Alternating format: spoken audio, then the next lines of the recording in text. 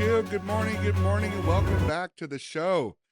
We made it. Today's Friday, July 24th, 2026, and this is your daily briefing on tribal sovereignty, indigenous rights, and policy updates across the United States and Canada, from billions in federal water settlements to localized microgrids and media freedom. I'm breaking down the biggest moves across Indian country and taking a look at both sides of every win. Let's hit the headlines.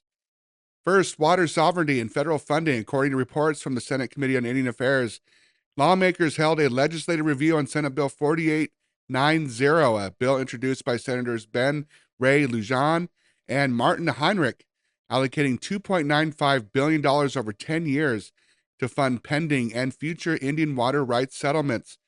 According to the hearing records, the panel also examined agreements securing water rights for the Agua Caliente Band in California and infrastructure for the Cragen Verde pipeline in Arizona. Securing permanent senior water rights allows tribes to build climate resilience and safeguard drinking water without relying on annual federal budget battles.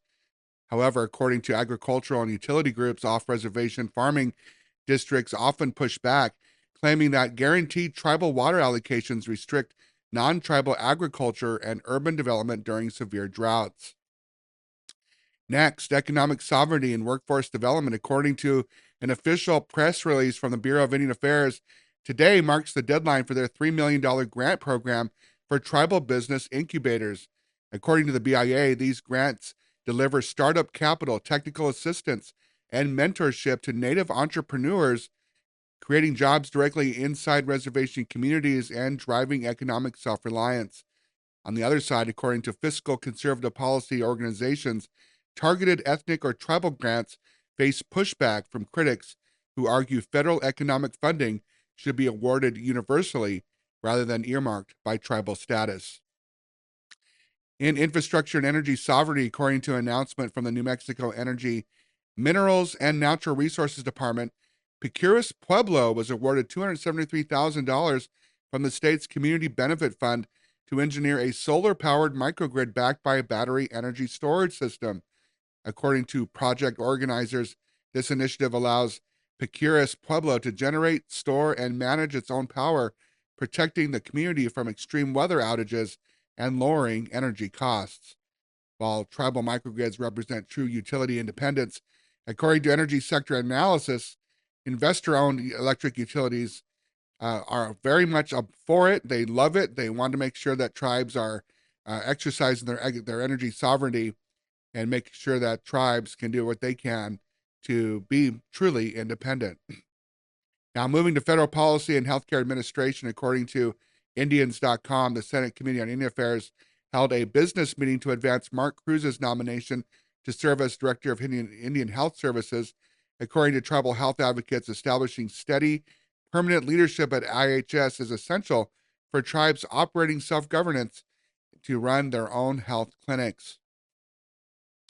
And in culture, sports, and media sovereignty, according to the Indigenous Journalists Association, the organization presented the 2026 Indigenous Media Awards in Portland, Oregon. According to the Indigenous Journalists Association, Osage News editor Shannon Shaw Duty received the Minnie Two Shoes Award, while Dene journalist Chelsea Curtis earned the Richard LaCourse Award for investigative journalism.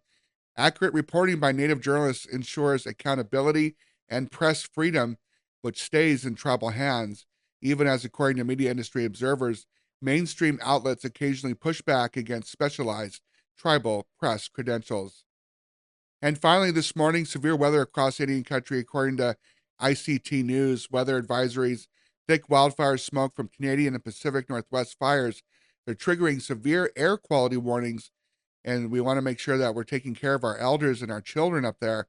And at the same time, according to meteorologists, flash flooding warnings are still in effect for tribal territories across Arizona and New Mexico due to summer monsoon storms. Now, these severe conditions highlight environmental sovereignty as tribal emergency management teams lead immediate disaster responses to protect elders and community infrastructure. All right, that's it this morning. Remember, tribal sovereignty is an active daily effort to protect lands, resources, and community well-being on every level. If you found this morning's breakdown very valuable, please make sure hit that like button, subscribe, and share this podcast to keep our communities informed. You can find me on all the platforms wherever podcasts are available. Haichka, or Achama, as we say here in Kuya territory. Thank you so much for watching.